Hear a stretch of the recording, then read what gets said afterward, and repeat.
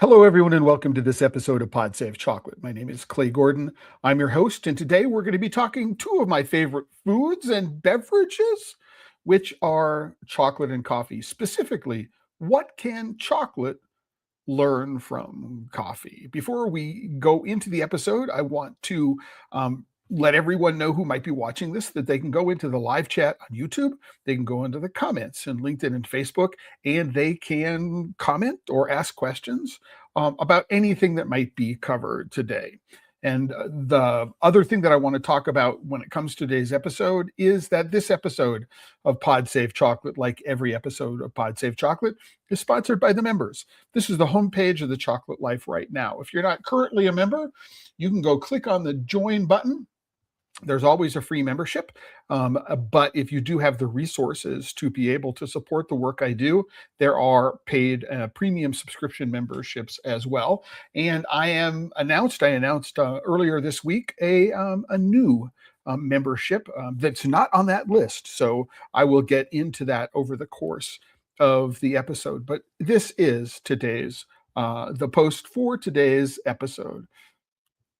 So what I do want to also mention for regular watchers, regular listeners, is that this episode, like all episodes of Pod Save Chocolate, there is a post on the Chocolate Life for this episode. So if you go to the homepage, there is a rail. I call this the top rail of 4 posts. These are featured posts. This is, I do this editorial. I feature things. And here is the post for today's episode. So you can follow along, or you can refer to it as you're watching this at some point in the future. It is a run of show. These episodes are not scripted. Because in part, I'm open to responding to any question that anyone might have.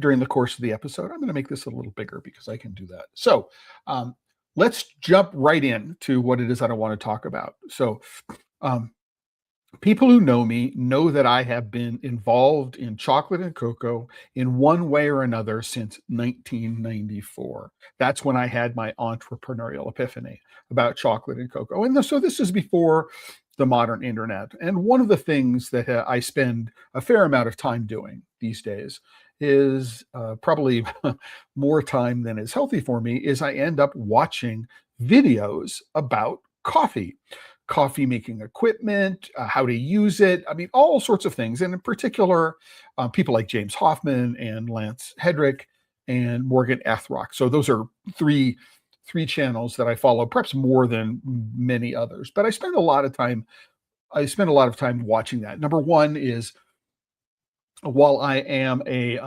fan of coffee, my daily coffee ritual is not all that in depth, but I know enough that if I'm, for example, going to go try a Panamanian geisha coffee, I'm going to go to some place where they know how to do it right. I'm not going to have to fumble around with it.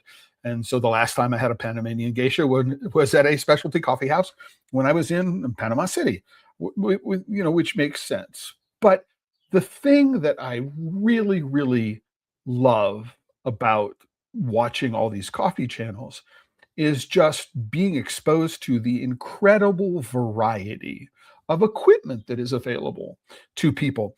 And the discussion about the many, many, I want to say, experiences of making coffee that are available to people who want to drink it, and that these experiences cover the entire range from somebody who doesn't want to think about what coffee they're making, as long as they enjoy the taste and they don't care how it gets made particularly. They just want to put some water into something, push a button. They're going to add some coffee in there somehow, and they're going to push a button, and one cup of coffee is going to come out of the machine within a minute or two, right? So that's one end of the coffee loving spectrum. For people who want to make coffee in their home. And the other end is I'm going to, buy green coffee beans. I'm going to roast those beans. I'm going to spend $2,000 on a grinder, and I'm going to fuss over the differences between conical burr sets and flat burr sets and the geometry of the burr set and the RPM of the burr set. And I'm going to worry about the retention of ground coffee in the grinder. I mean, you know, am I going to make a point about whether I want something which is high end powered or something which is got a motor in it? I mean, I can, in coffee, geek out about equipment at every single level or for every single step in the coffee making chain. Do I want something as simple as I go to a store, buy a pod, put it into my machine, make sure there's water in it, push a button or get coffee to get coffee? Or is what it is that I'm going to do is just step up a little bit? I'm going to be a little more careful about my selection of coffee. I'm going to go to the store and I'm going to purchase a specialty grind from a specialty roaster as opposed to a mass market grind. Am I going to, am I going to spend $10 on my drip coffee machine or $500 on my drip coffee machine? And what is the glass? Am I going to worry about the water that I'm using and use special conditioners to put in them to get my water? And if I'm doing a pour over, am I using a V60? Am I doing it in a Chemex? Am I worried about how much water is going down the insides of the filter? Bypass. I'm using a zero bypass method. Am I using French press? As you can imagine, there's just an insane amount of variability in the equipment that I can choose, and I get to tailor what equipment I'm going to use to the process that I want, my interest in how much I want to geek out about that process. And and I can satisfy all of those variables on almost no money. I could go spend $8 these days for a pound of generic coffee at my local supermarket, get a bleached white paper filter, put it into a $15 drip coffee machine that I purchased at a big box store. I mean, that's one level. Or I can spend thousands of dollars on a grinder, spend 20, 30, $40 on specialty roasted coffee beans. That's per pound, even more. I mean, how much is a real Panamanian geisha going to cost you these days per pound? It can cost hundreds, if not thousands of dollars for specialty lots of coffee. And then I can obsess again about grind size, particle size distribution, retention in the grinder. If I'm going to have a profiler on my espresso machine, and am I going to develop custom pressure profiles to extract to extract what I consider to be my perfect cup of coffee, and whether I want to use dark roast or light roast. I mean, all of those things are variables which are available to the coffee fan, right? And they can indulge at any level of detail that they want, right?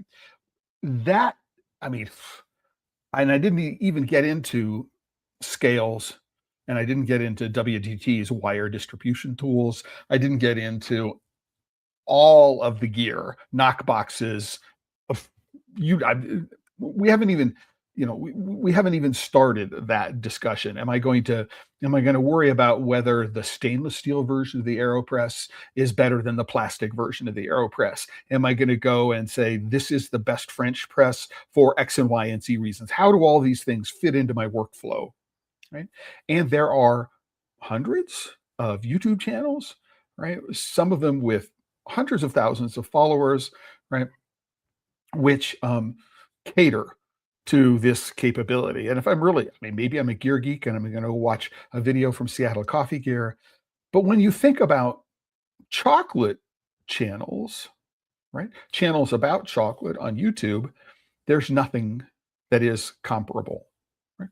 And part of what it is that I'm going to get to today, or not part of the foundation of what it is that I'm going to talk about today, is exploring that difference and trying to figure out what it is that chocolate can learn from coffee in the context of the home chocolate maker, right? Why doesn't somebody who is interested in making chocolate at home have the same variability when it comes to equipment, when it comes to ingredients, when it comes to support? It just doesn't exist, right? And this is one of the things, I've been knocking my head against and thinking about for quite some time. And I am jealous. I am jealous that all the coffee fans out there in the world have access to this kind of information, and that the people in chocolate, those of us who love chocolate, and these all these little differences. When you think about, oh, this scale with this paper with this pour over, am I using a Hario V60 or some other V60? Am I what kettle am I using, right, to pour, and the time? I mean, they're just, when I think about all the different combinations, there are literally millions of combinations that I can choose from as a coffee fan, depending upon how much I'm willing to geek out and how much I'm willing to spend, right? Coffee becomes a hobby, right? And you think about a cyclist who might have 3 or 4 or 5 different bicycles, each bicycle costing $1,000, $2,000, $5,000 a piece, and they've got specialized gear, helmets and shoes and all that kind of stuff. Coffee is a hobby the way many things are hobbies, right? And why don't we have anything like that for chocolate? What is it about chocolate that separates it from coffee in those respects? And that's what I'm going to talk about today. Right. Right. And I'm going to bring up 2 key points, and then I'm going to go through, or two key observations, and then I'm going to talk about what I think are some of the contributing factors. So I have a list of nine key points I want to talk about. The first thing that we need to keep in mind when we ask the question, what is the main difference between chocolate and coffee, right? Is that coffee doesn't contain any saturated fats, right? So there's nothing about coffee that says at room temperature, right, the fat in coffee is going to be solid. Now, there is fat in coffee. It's a very, very small amount, and we do need to worry about cleaning it because it can go rancid. But with the average, coffee that you purchase, and the average coffee bean that you purchase and you turn into a coffee beverage, there's no fat, right? Or the amount of fat is negligible. You do not need to worry about it. However, chocolate is, the cocoa bean is 50% fat on average, somewhere between 47 and 53% fat, with a couple of percentage points on either side for outliers. It's a fat, the average chocolate is, a very, very high percentage of cocoa butter. And that fat is solid at room temperature. And it turns out that, in my estimation, that's one of the main reasons that chocolate is harder than coffee at home. And it contributes to a bunch of different knock-on questions that I'm going to, or points that I'm going to discuss. So that's the number one thing. Chocolate got a lot of fat and it's solid at room temperature, and it brings up a whole bunch of issues. Coffee has got some fat in it, but it's not solid at room temperature. It's basically a non-issue, except for making sure that it doesn't go rancid. And it's relatively easy to clean. The second thing that I think we need to discuss when we talk about the differences between chocolate and coffee is expectation. When I buy coffee and process it, I'm always thinking about turning it into something I'm going to drink. Now, there are lots of variations. It could be hot and cold. There are lots of variations there, but I'm always going to convert coffee into something that I can drink, right? The expectation, on the other hand, is that if you're going to process cocoa beans, you're always going to produce something that resembles a chocolate bar. So the goal of making chocolate is to put it into a mold for the most part. Now, right, the home chocolate maker may be transforming cocoa beans to couverture to make bonbons and things like that, but bonbons require molds, right? And chocolate bars require molds. And if I'm going to use it, it requires not just all this not all the equipment to do the transformation, but it also requires that I understand how to temper the chocolate. I need to know how to temper the chocolate. And, because I need to be able to force a crystal structure so that when the chocolate cools down, it will have the right sheen and snap. And I would suggest that the skills or tools which are required to be able to temper properly are nothing like learning how to use the steam wand on an espresso machine in order to be able to deliver foam for a cappuccino. And if you don't drink cappuccinos, you can buy espresso machines without steam wands. You can just make espresso and drink it black. There's nothing that requires you to learn that extra skill unless you're going to start making drinks for other people or you like that specific drink. However, if I am going to be transforming cocoa beans at home into chocolate, what do I do with that chocolate? And the expectation is you're going to put it in a mold of one kind or another, right? And for the most part, you're going to need how to temper the chocolate. So when you put it out of the mold, take it out of the mold and have it at room temperature, it's not going to melt all over you. So I think that when we think about the differences between chocolate and coffee that we need to directly address before we talk about anything else, I think those are the two key things. Now, my question is, do you think that I'm missing something? Do you think I'm overstating something? Are there other issues that are sort of fundamental to between chocolate and coffee that might contribute to this dichotomy? Is like, why aren't people making chocolate at home as much as they make coffee at home? And I don't necessarily mean so, and this is something that was brought up. Somebody commented on the post on LinkedIn, and somebody said, well, that's because chocolate is, we think of it as candy, right? And as opposed to coffee, which is something we use to, in the morning to pep us up and throughout the day to give us energy and things like that. And while I think there are obviously some truths to that. I don't think that they are major points in the context of what it is that I'm going to be presenting. You can disagree, in which case, if you do disagree, go into the comments on YouTube, LinkedIn, Facebook, let me know. I'm interested and I will respond to them. Right. So having gotten through those two basic things, I want to talk about these 9 points. And I'm going to make them a little bigger for you to be able to take a look at. So the first one is batch size. Right? You can make chocolate in a little bladed coffee grinder. Right? And I remember very specifically, but I wasn't able to find it on YouTube.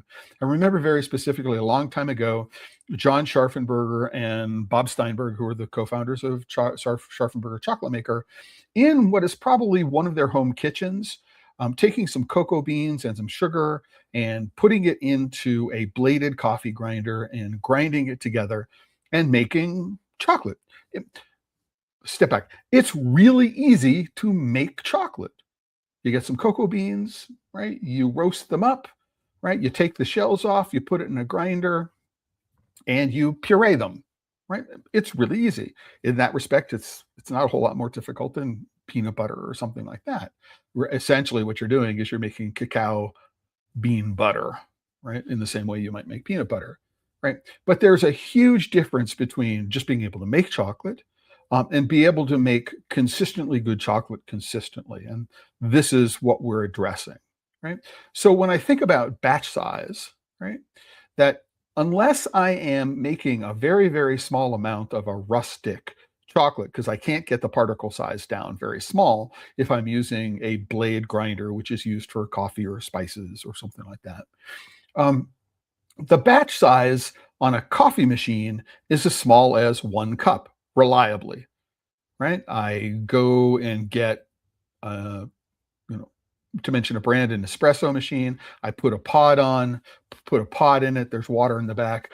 It might give me 3 sizes, so I can have an espresso and a lungo and maybe a third size. And I push a button and it gives me the same volume of coffee every single time.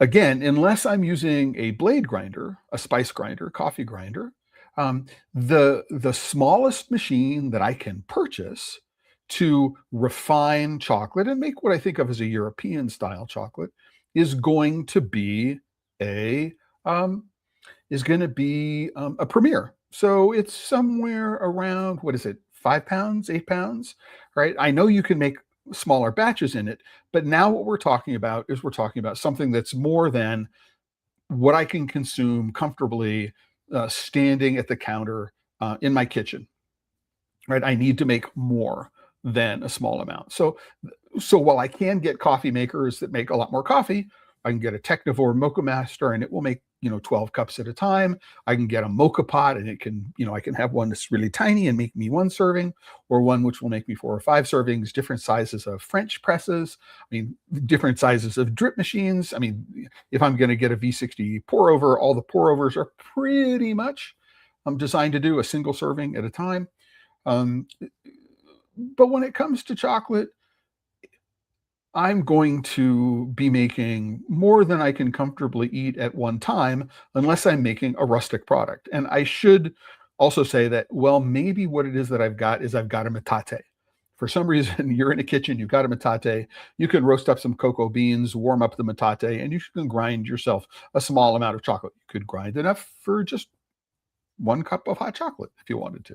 But that's not the way the machines are put together. In my espresso machine, if I've got one, I can put a filter that's bottomless. It's going to do 1 cup at a time. I can have one which has got 1 spot. I can have one that's got 2 spouts. I mean, even within the context of that, the batch size is more variable and personalized than it is with chocolate making machines, right? So that's for the most part. Now, I will say that this is one of the places where the Cocoa Terra machine is designed to address. It's a tabletop machine. It's designed to produce 500 grams. I think it's less than 500 grams, maybe 350 grams or thereabouts of chocolate at a time. That's all it can produce, right? And so I don't need to produce a huge amount of chocolate in the Cocoa Terra machine. I'll get back to it a little later. There are some other issues that I do want to talk about. But batch size is one of the differences between chocolate and cocoa and chocolate and coffee. And if we're going to get into, and this is a point that I will be making over and over again, if we're going to say, what can we learn from coffee when it comes to chocolate, is that in order to grow chocolate in the same way that coffee has, is we need machines that will address this batch size issue, right? And that are designed to produce what I would call a European style chocolate. So very, very smooth, silky mouthfeel, as opposed to a rustic chocolate. So maybe something you'd find in Mexico, maybe something you'd find a Modican chocolate from Sicily, or even a style like Taza, which is deliberately chosen to be between the rustic Mexican and Modican styles. But in order for chocolate to grow, is we need to have basically a single serving machine. I put some beans in, right, and out comes chocolate without too much intervention, right, without too much thinking of it. And I want to be able to produce a small amount, and then I want to be able to produce larger amounts, right? And I can get different machines with basically, so once I master one technology, I can get similar results without too much difference, right? By getting a larger version of the same machine. So batch size is one of the things that we need to consider about what chocolate could learn from coffee. I have a question here or a comment. So from Kyle, we started our journey in Mexico and our starting point was chocolate as a drink, an ingredient in gelato. So Kyle, absolutely. And I'm going to get to that. I was planning to get to that at a different point, but yes, right? The expectation, right, is the widespread belief that making chocolate at home is synonymous with making tempered bars. And I have to ask why.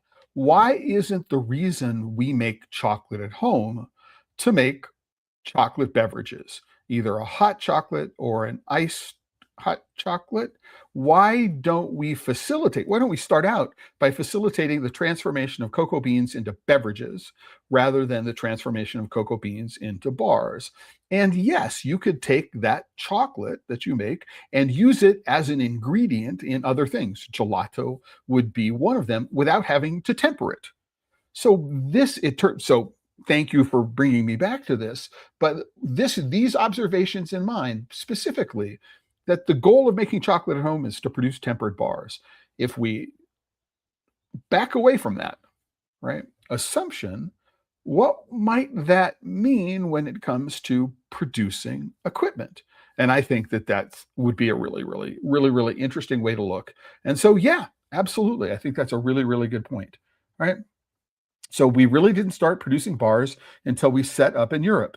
Definitely cultural worlds apart in their relationship to cacao, even coffee. So so yes and no. I think, Kyle, you're bringing up a really good point. But I think what we want to remember, or we want to pay in mind, is that when chocolate was first consumed, it wasn't in solid form. It was in beverage form. That is the way that the people in what is now Mexico, it was the way it was consumed when the Europeans arrived in the Americas. It went back to Europe, Spain first, then into France and Italy and spread around. But from the late 1500s until the early 1800s, I would say the vast majority of the chocolate that was produced, the cocoa beans were transformed into something that was ultimately meant to be drunk, not eaten. And even through the first part of the Industrial Revolution, I mean, we don't get the first sort of modern chocolate bar until 1847, which is when the Fry family is said to have added cocoa butter to create a smoother, creamier bar. We don't get, conching until the 1870s, right? And so one of the things that happened in the Industrial Revolution was a change in the way that chocolate was consumed, right? It moved away from drinking primarily to eating primarily. While, while it's probably the case today that eating dominates, drinking chocolate is still very, very prevalent. But with coffee, it's only drinking, and it hasn't really changed. Now, I can process coffee beans into a chocolate paste, and I can use that chocolate paste, or I can transform coffee beans into a coffee paste, and I can use that coffee paste as an ingredient in gelato. This is something I saw Kees Rat do at Metropolitan in Amsterdam on a number of different occasions. He also used the coffee paste that he produced as a flavoring for chocolate bars that he made. He would manufacture chocolate and use that as an ingredient in his products, not just as a flavoring, but as an inclusion.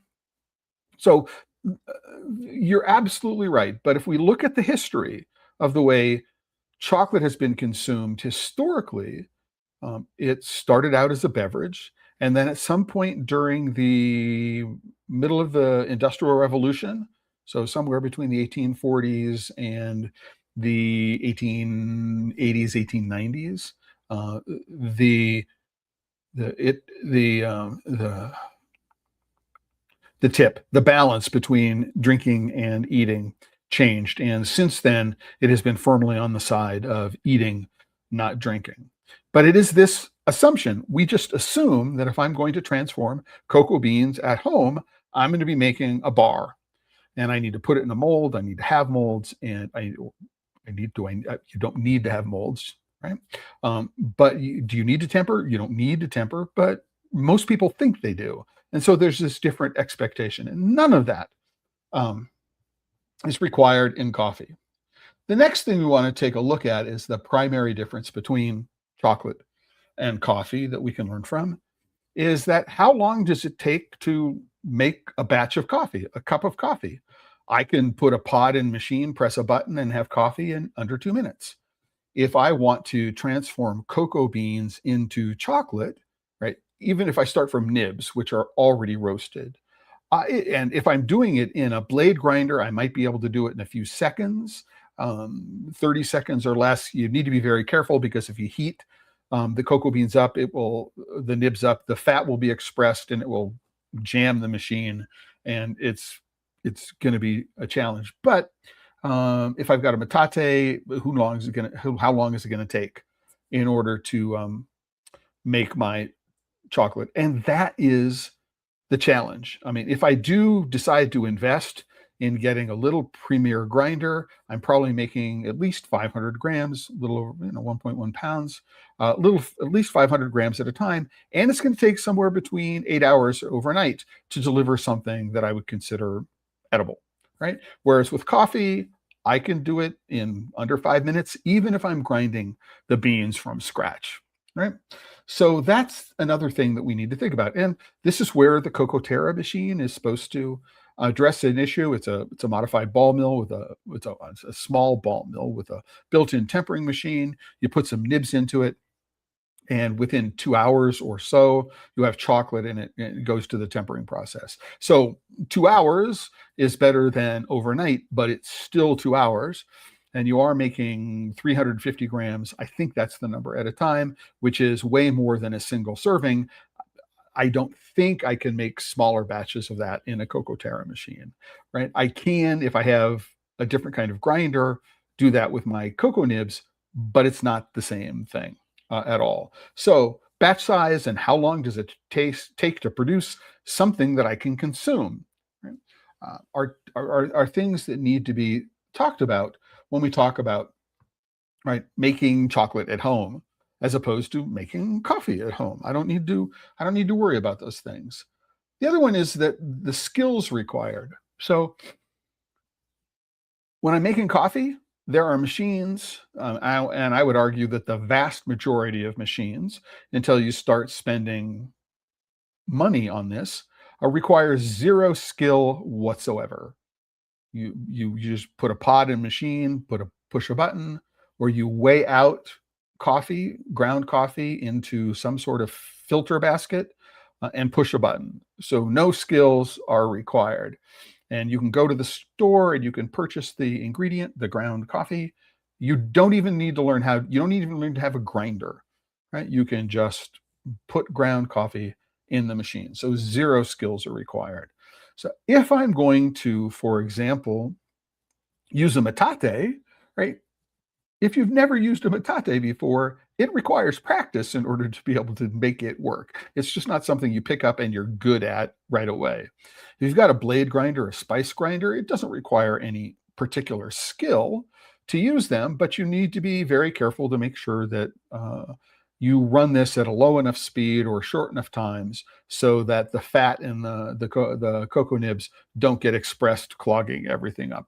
Is that a skill? I suppose it is. If I'm using a Premier grinder, what are the skills required? Well, I can't just dump all the ingredients in. I need to have the experience, and I need to understand when I can add the next amount of nibs or the next bout of sugar. That's not a huge amount of skill. It is some experience, but it's not like I can just push a button, pour the ingredients in, push a button, and it will do everything for me. So some skill is going to be required. Now, and that's if I'm starting from nibs, right? So if I want to get whole beans and roast them, and to some extent this is true, green beans and coffee, there's a roasting step. But if I use cacao, if I've got whole beans, roasting is just the first point. I now need to crack and winnow. That's not just a skill, cracking and winnowing, but it also requires more equipment and it requires more time. And it makes a huge mess if you've ever done this using a rolling pin and a hairdryer to crack and winnow cocoa beans. So there is skill required. The next thing we want to talk about is the geek level required. So in coffee, I can start out with zero geek level. I spend under $20 on a drip machine. I go to the local grocery store and I search for what's on sale. So I'm going to buy the biggest can at the lowest price that I possibly can. And I'm not going to worry about whether or not there's what bleached filters are compared with unbleached filters are. And the decision about what the shape of the filter I'm going to use is cone or flat bottom is taking care of me. Or maybe if I splurged a little bit, I have a gold tone filter, metal filter that comes with my machine. So I don't require any geek level whatsoever to start making coffee at home. Zero geek level to start making coffee at home. However, if I want to make chocolate at home, if I want to transform cocoa beans or cocoa nibs at home, I would argue that there's a significant amount of geek level, right? I have to be committed to the idea of this transformation in a way that coffee does not require.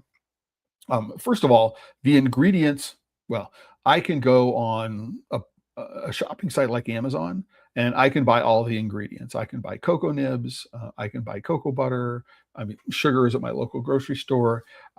There is the opportunity, if I want to geek out about where the nibs come from. But in general, I need to, if I'm going to be serious about geeking out, then it requires some specialized knowledge. I'm going to want to go to a specialty purveyor, right? So once you're inside the industry, maybe you'd go to Chocolate Alchemy and you'd buy some beans or nibs from them, or you might go to Cocoa Supply and buy some beans for nibs to them. Mabco, I believe, is selling derivatives. There are lots of places you can go, right? But being able to find a specialty roasted whole bean or a specialty bean which has been roasted by a specialty roaster. I mean, I can go to my local grocery store here and I have,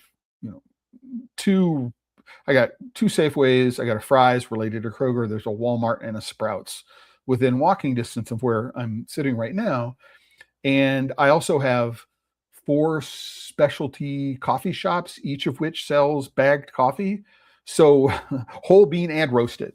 And so my ability to go find ingredients, right, is without having to geek out about them is really a whole lot easier. So is a lot lower is the best way to talk about it. I don't need to be a geek to make coffee. I can be a geek if I want to be, and I can get as deep into the geek as I want to be when it comes to coffee. I mean, it is a rabbit hole that is bottomless, and you can dive deep. Well, the only limit on the geekiness is how much money you have to spend. The more money you have to spend, and this is true of many hobbies, the more money you have to spend, the more finely detailed your geekiness can go and can be satisfied. The same thing is true with chocolate. I mean, to some extent. I mean, but when it comes to making chocolate in the home, the refiners that you have available to you are basically a bladed grinder, a metate, or some variation thereof.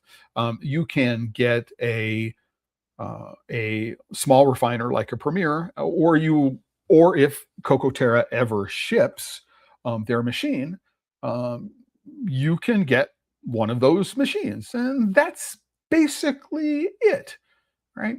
And the Cocoa Terra machine, the only thing that they really geek out about is the origin of and the roast of the cocoa nib. I mean, it's a push and done process for the most part.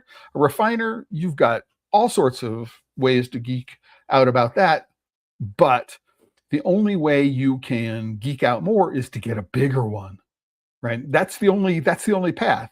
I mean, all of the grinders that are made, all of those melangers that are made are basically the same technology. The differences are the size and what the stones might be made of, right? And are we geeking out about the stones? Is somebody buying, oh, this is stainless steel, this is Teflon, this is an Italian stone, and this is an Indian stone, and this is a Guatemalan. You can't even change out the rollers or the base in the melanger with different stones from different places, which might have different textures on the surface, might be grooved, might be not grooved, might have a specialty groove, right? Like Kazama is doing with some of there's none of that. You can't even geek out at that level, right? So not only is there a minimum geek level required in chocolate that I believe is much higher, right, than it is for coffee. But the geek level that you can get into in the home chocolate making sphere is very severely constrained with chocolate compared to coffee, right? Do you agree with me? Do you not disagree? Am I overlooking something? Go into the comments. Let me know. I would be really interested to hear what it is you have to say. And if you put something in the comments, I will respond to it, as I have with the 2 comments from Kyle so far. The next thing I want to talk about is the variety of inputs and prices.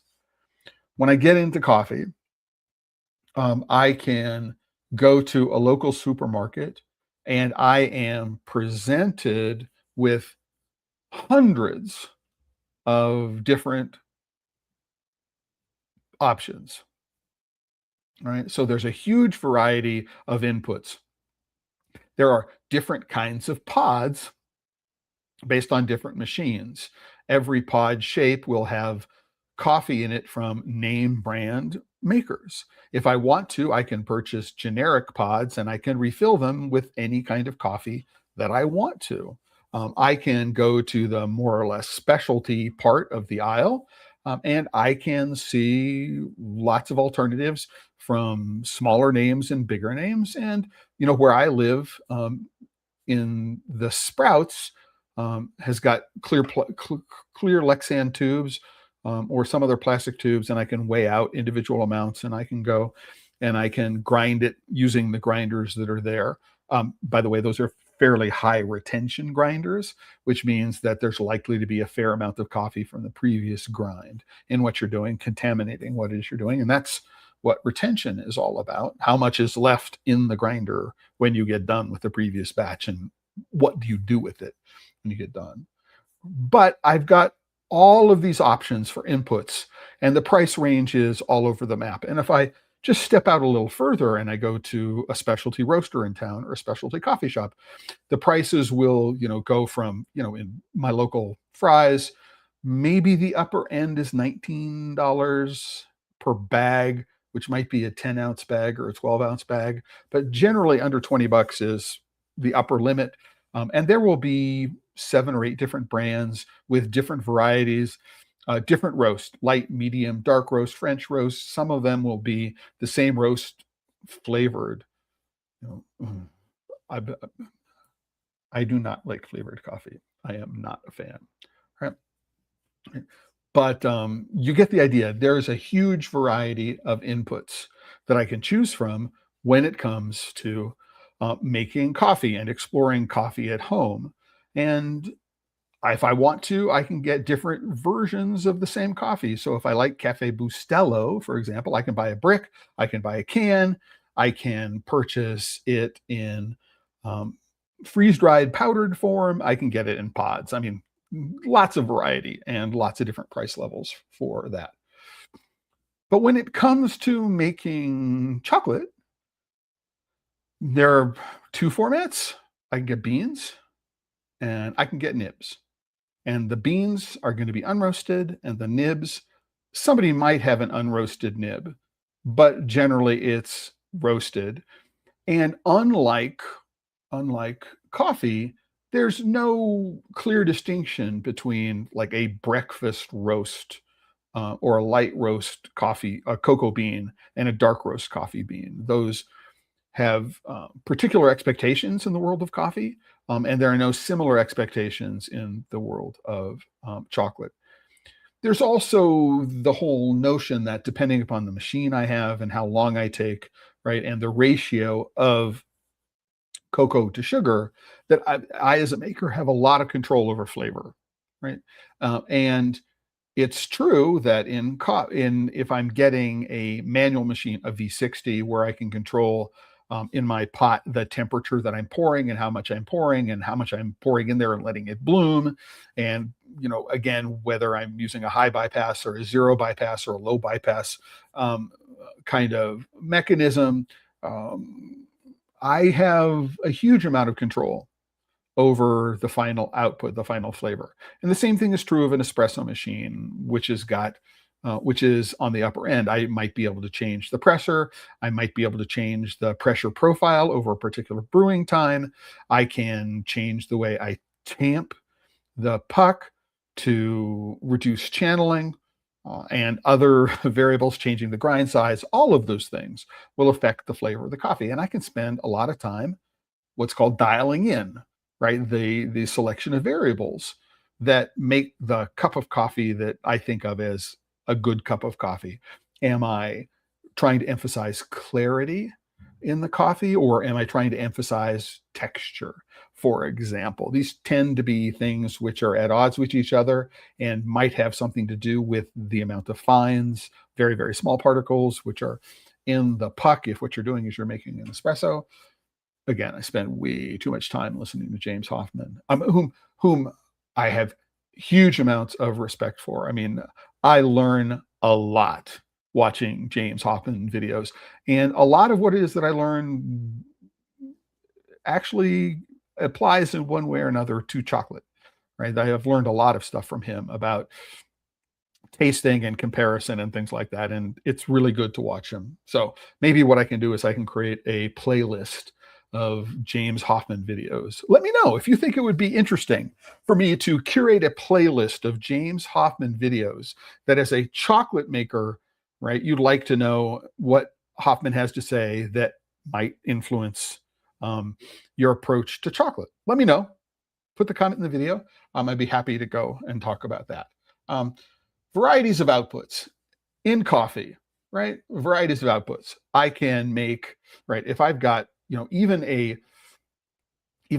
small pod machine will be able to do at least probably 3 different outputs.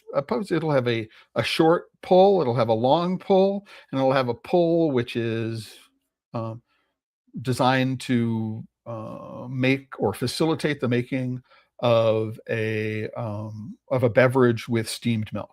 So it'll have a cappuccino setting or something like that, even if it doesn't steam the milk directly.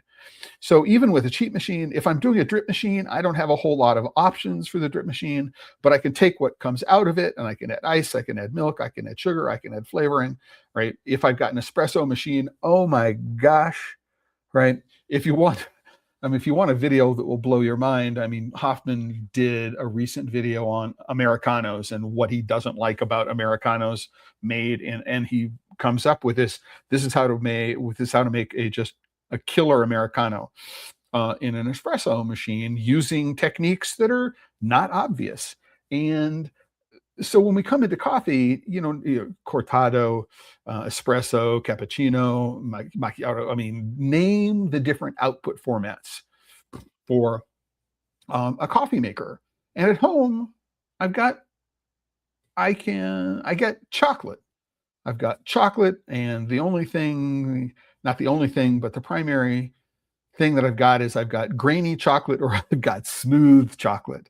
And then am I going to temper that chocolate or not going to temper the chocolate? The variety of outputs for home chocolate making is really, really small compared with coffee. And so one question I ask myself again is, why are we always focused on chocolate bars? And as Joseph said, can I use the chocolate that I make as an ingredient for something else? And right, if what would be the differences for a $50 machine as opposed to a $100 machine, as opposed to a $500 machine, as opposed to a $1,000 machine? Don't know the answer to that question, but it is one of the things that chocolate can learn from coffee, in my opinion. Okay, the next one, we're getting towards the last 10 or 12 minutes or so of the episode, this is where the fact that chocolate has fat in it and coffee does not becomes a problem. When you're looking at a grinder, right, one of the things that you're looking at is what is called retention, which means if I put 20 grams of coffee beans into the grinder, right, how much ground coffee do I get out? And if a good grinder, the retention might be 1/10 of a gram, right? If you've got 2/10 or more of a gram, that's a high retention grinder, right? And how do you clean out the retained coffee grounds in the machine before you do the next batch, right? And these numbers are repeatable, right? If I put 20 grams in and you do that 40 times, what do you get out? It's going to be 19.9 grams, 19.8 grams, and it'll be plus or minus a little bit. that might be variable if you actually haven't cleaned the grinder out, and so you're actually measuring the retention from the previous batch, right? But retention for the most part is really low, right? And when you think about retention, you're looking at where is the grinder retaining the coffee and how easy is it to get the ground coffee out of the places where the grinder is retaining it, right? And that becomes a part of workflow and a bunch of other things that you need to consider. And if I've got a French press, it requires cleaning in a slightly different way than if you've got an AeroPress, which requires a different kind of way from an espresso machine. So we do need to think about retention and cleaning, right? And coffee is, unless you have to do a descaling run on the boilers that are in the machine, it's fairly simple, and many machines have um, automatic descaling functions. You pour a cleaning fluid in, you push a button, and it'll help you do that, right? But when it comes to working with chocolate, if I've got a blade grinder and it gets, it overheats, it's non-trivial to get the chalk to clean the blade grinder, right? Because you don't want to immerse it, right? You need to get in there and you need to use something to scrape it all out, and then you need to figure out how to clean the rest from all the little places around the grinder. If you've got a melanger, right, it is not trivial to clean all the chocolate out of the melanger from one batch to the next batch. You have, and if you use hot water, you don't want to use soap really, but if you do hot water, it might take some time, hours, for the machine to dry completely before you can use it again, right? What if you had a coffee machine and it took an hour and a half between batches because of cleaning and drying before you could use it? It would be a non-functional, non-usable machine. So retention and the time required to clean up. And this, I believe, is probably the main challenge which is facing chocolate compared with coffee. If I want to make chocolate at home in small batches, relatively small batches, less than 500 grams. I mean, the thing about 500 grams, or if I've got a Premier, I might put they've got 8-pound versions and 10-pound versions. Sorry for the inconvenient change in metrics. So they'll have roughly 4 kilo and 5 kilo versions in the machine. If I make 4 kilos of chocolate, it's not like I'm going to finish it today, right? Unless I give it all away. It's going to take me days, I hope more than days, weeks, right, before I consume the chocolate, before I make another batch, which is completely different from coffee. So these are two of the things that get in the way of chocolate being made in the home kitchen the same way that coffee is. And number one, I don't know a solution for this problem. I don't know if there is a solution for the problem.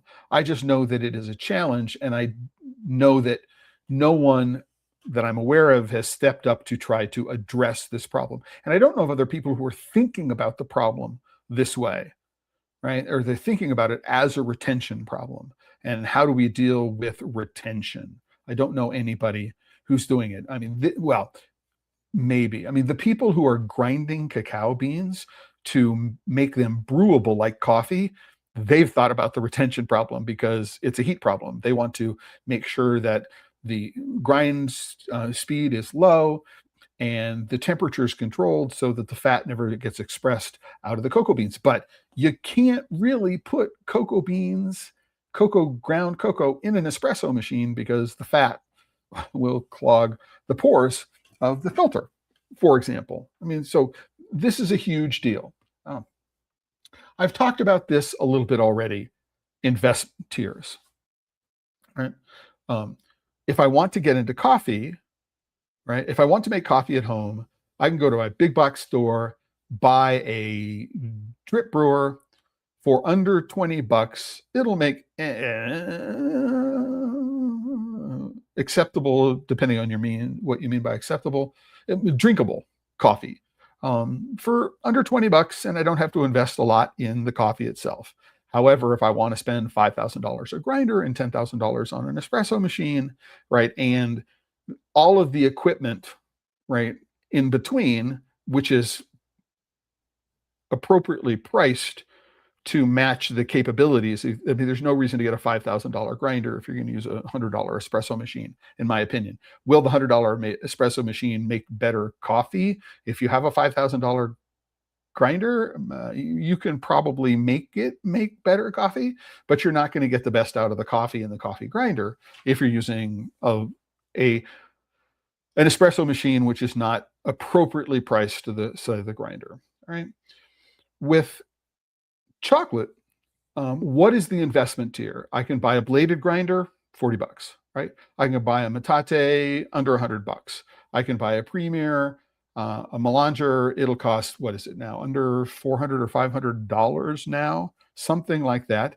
And the only upgrade to that is bigger. But that's not true. I get stainless steel instead of plastic internals and some other kinds of stuff like that. But basically, the only upgrade is a bigger machine, right? And then we have the promised potential, what is it, 4 years or 5 years late, of the Coco Terra machine, which we don't have any reports that I'm aware of it being in the wild in the hands of a non-professional who's just got it in the countertop of their kitchen. We have no idea what it's going to be. But the investment tiers when it comes to chocolate are relatively small, right? And it's like, if I buy roasted coffee beans, I need a grinder and a machine, right? If I buy roasted cocoa nibs, I need a grinder, right? That's fine. But what are the options for roasting, right? And it turns out that it's really interesting, is that the home roasting community is not served as well as other aspects of the home coffee community. There is a crossover machine, like one, which is from Behmor, Behmor.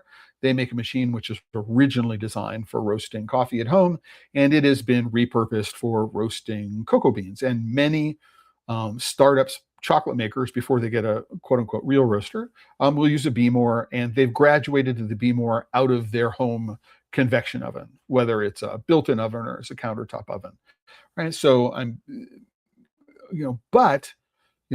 at what point does it make sense to invest in a $5,000 coffee roast or cocoa bean roaster, right? If that's what you want to, and where do you put it, right?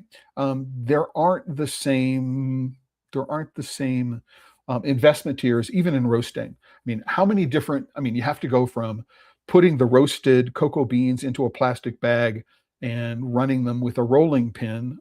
I suppose or hand peeling them. That's the zero investment way, to a rolling pin, right?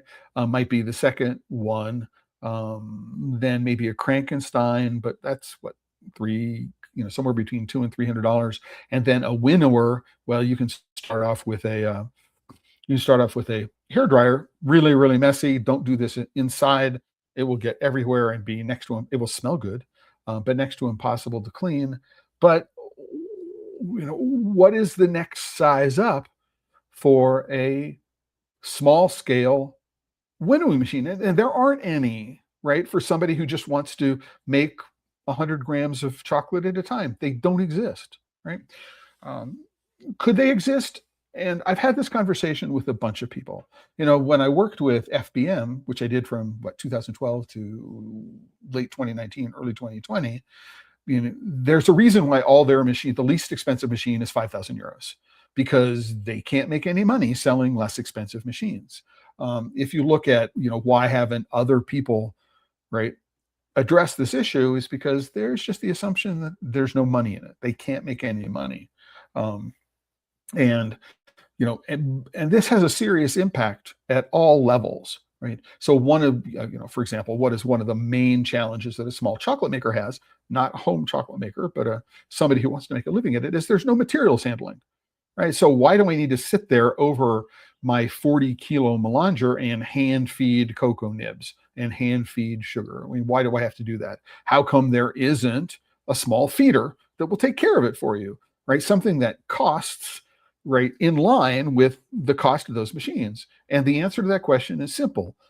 None of the people who make equipment for that market have seen a way to make that equipment and sell it and service it profitably, right? Obviously, what's going on in the coffee world is that companies believe that even $5,000 grinders, right, there's a big enough market so that they can do all the R&D and all the special tooling and everything that is required to make and sell enough of these grinders, right, to make money, right? And I think about what's available in the world of chocolate. There's no small tempering machines.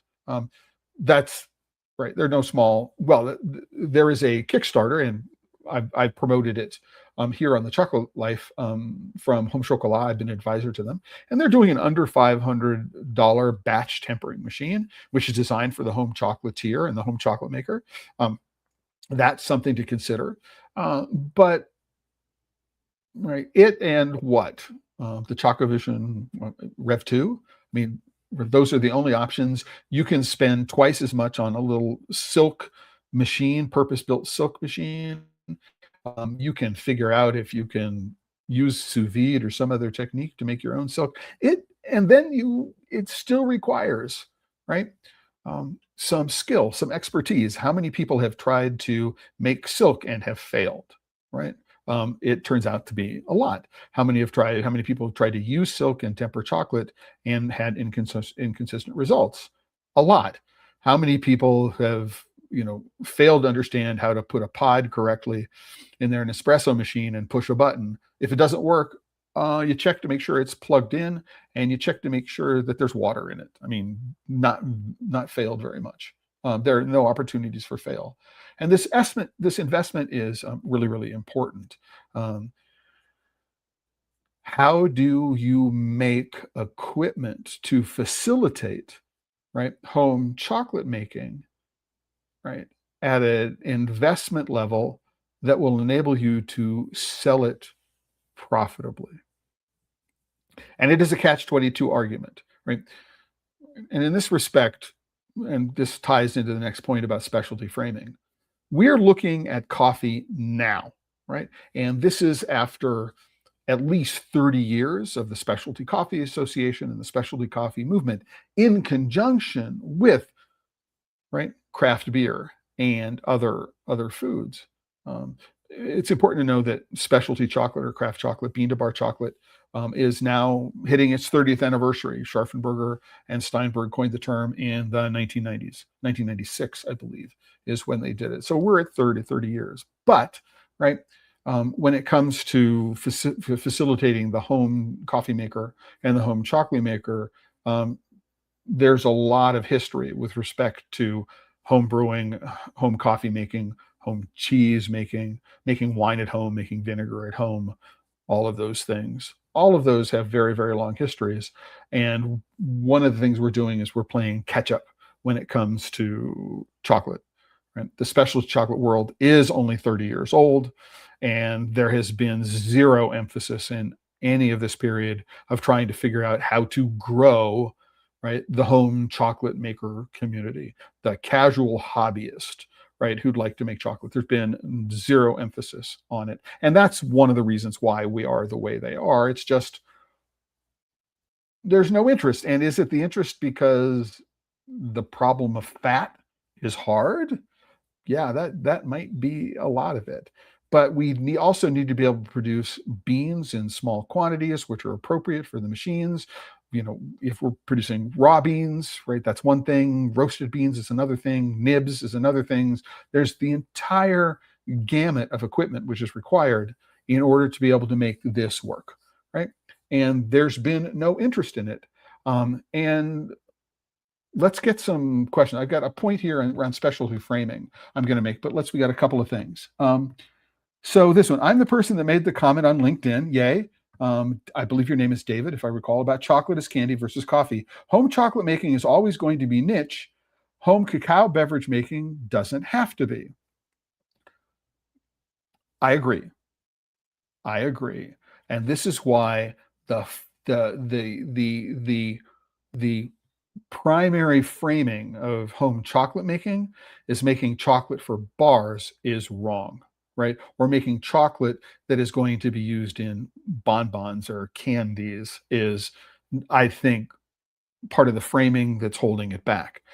what would we do if we built equipment to support the idea of transforming beans into just like the best hot chocolate that you can make, and you can make it on demand, and you can tweak it the same way you can tweak coffee. So yeah, David, this is where I was, this is what I was thinking when I responded to your comment on LinkedIn yesterday. It is this distinction, right?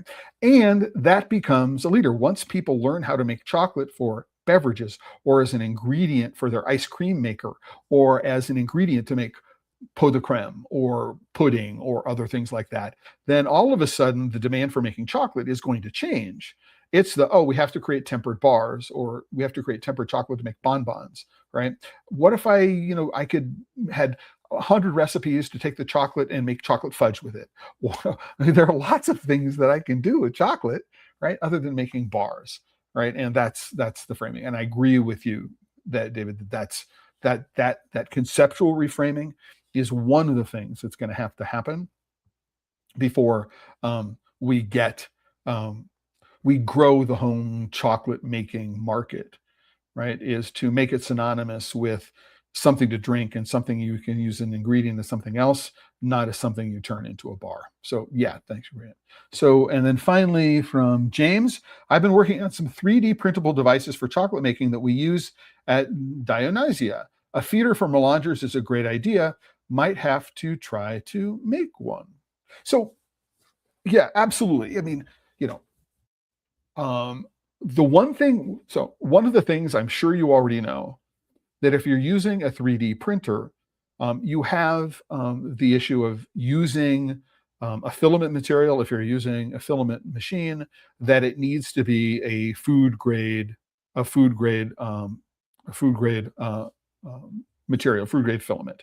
And I don't know that other forms of 3D printing also have food grade resin. So it's an issue. Although if you were to use a 3D printer to be able to prototype a part, you might be able to send the CAD file off so it could be produced in metal. It could be sintered or something like that. There's always that possibility for doing it. One thing that I would recommend is that maybe what you do is you make the parts files available to people. So that what they can do is they can buy the parts file from you and have it made somewhere else. Right. And the same thing about the true is the feeder for melangers. Right. The goal is to make something which is sized and priced, right, in a way that is appropriate for the machinery that you're using. So yeah, a little screw feeder, right, with a hopper. And do you need to have stainless steel as a hopper? The answer is, if I were making this to sell to somebody else, I might want a metal hopper. But if I'm making it for myself, could I take, for example, a 5-gallon water bottle, right, and cut it off and turn it upside down, and I could use it as the feeder? I mean, the challenge that you have with using plastic, right, is that cacao shells have a high silica content. They're very abrasive, right? And you need to worry about abrasion. It's less true of nibs than it is of shells, right? So the materials that you use need to be appropriate for the application. But in your case, if you were to produce a small melanger or a small feeder for a melanger, I would open source the plans and the bill of materials. I mean, I have one of those for a small vibrating table that a colleague of mine up in Washington State. I have a bill of materials and plans for doing a low-cost vibrating table. And the base is a sheet pan, right? And a small vibratory motor, right? And when you think about it, you go, oh my gosh, why didn't I think of that? Right? It's easy to do. You don't have to spend thousands of dollars to buy a vibrator, right? For molds or for any, and if you think about it, you can turn that mold vibrator into a small feeder, but it could also be a vibratory screener, right? You could put a Tamsin or some other form of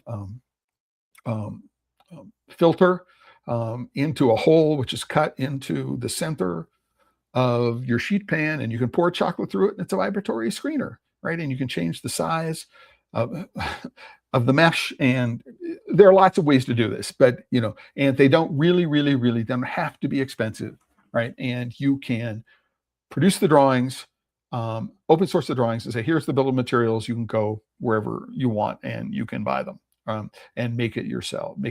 And I think that's the way, believe it or not, I think that's the way we're going to get to this next generation of equipment, or this first generation of equipment, that is going to be is going to address this issue. That it's going to be some hobbyist who just figures it out, throws the plans out into the world, do it in a Creative Commons license, and suggest that if anybody makes an improvement, they feed that improvement back to you so you can update the plans. I would do that. And maybe what you do is you sell machines for people who don't want to build them themselves. That would be an alternative to do it.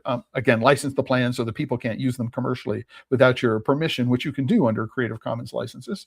That's how I would do it. And I have suggested this on a number of occasions over the past decade, that's the way that they do it. And then finally, I want to talk about is specialty framing. This is an important aspect of this, is that when it comes to coffee, I think that by now, even if I'm going to go buy Folgers or U-Ban or chock full of nuts or 8 o'clock, even if I'm in that market as a coffee buyer, I am aware of specialty chocolate, because when I go into the aisle, I can't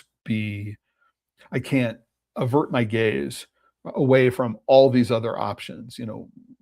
What is it that Pete's got? What is it Seattle's Best got? What do all these local coffee roasters do? If I go into my local coffee shop, or you go into your local coffee shop, right? There might be, today's roast or this week's roaster, some specialty roaster, right? Or, this is the roaster that the coffee shop always use, right? About the concept of specialty coffee, right? And the parallel that a specialty coffee beverage is any beverage which is made from specialty coffee beans. And a specialty coffee bean is a bean which has achieved a rating from an approved Q grader, somebody who has passed the tests and is considered to be capable of being able to pass on the quality of a cocoa bean and the coffee that it makes. One of the things that needs to happen, right, and this is, I think, a complete failure on the part of the people who are doing tasting certifications. I am a level 1 certified taster or a level 2 certified taster or whatever it is that ultimately what this is all about is about what is a specialty chocolate is any chocolate that's made from a specialty cocoa bean, right? And what does it mean to be a specialty cocoa bean, right? Now, it is not necessary to start out. I think that perfection is getting in the way of just moving forward. But I think if we move towards the idea that a specialty chocolate is made with specialty chocolate beans, as a specialty coffee beverage is made with specialty coffee beans, right? And that we say that a specialty coffee or specialty cocoa bean is determined by the following process. And I would take the Cacao of Excellence process and use it as the framework for this. And that we have the start of a framework around specialty framing that will enable us to say, oh, right, I can understand the difference between using a specialty bean and a commodity bean to make chocolate, the same way I know the difference between buying specialty coffee beans and bulk commodity coffee beans to make a coffee beverage that I like. And that's it. Those are the things that I learned. Those are some of the things that I learned that I think that chocolate can learn from coffee. I want to thank the people who participated in today's episode, their comments and their questions and their observations. It's really, really, really important, I think, that that happened. And I also want to encourage, if you're not watching this live, you can go into the comments, and I do see all the comments, and I do respond to them when I see them, right? And while you're here, if you like the video and you're on YouTube, like it, subscribe to the YouTube channel, share it with friends, comment, which will increase engagement. All of those things are really important. what before I go and do a final sign out, what I want to mention is that 2026 is the 25th anniversary of my hanging out my shingle on the internet as a professional chocolate critic, journalist, educator, and consultant. So 25 years this month, literally. And so between now and the end of June, I'm offering a special lifetime membership, right? And if you become a lifetime member, there are all sorts of special things. You do that, right? But if you want to know more about the lifetime membership, you can click on this button here. It's on today's post. Learn more about lifetime membership. You'll go to a page where we'll discuss what that means. If you don't think you're ready for the commitment to be a lifetime member, you can go to the Chocolate Life Now and click on the join button. There's always a free membership tier. There has been since 2008, which is when I spun up the Chocolate Life. But if you do have the resources, supporting the Chocolate Life starts out at as little as $5 a month, right? At the upper tiers, they include consulting and coaching hours, which are one of the reasons why they're more expensive. But you can go there, just go to the homepage of the Chocolate Life and click on the join button. And with that, I want to again say thanks to everybody who's been here, who's watched the whole thing, and to remind you, if you're working with chocolate and you're not having fun, you're doing it wrong. Until the next time, everybody, let me find the end button. Ciao.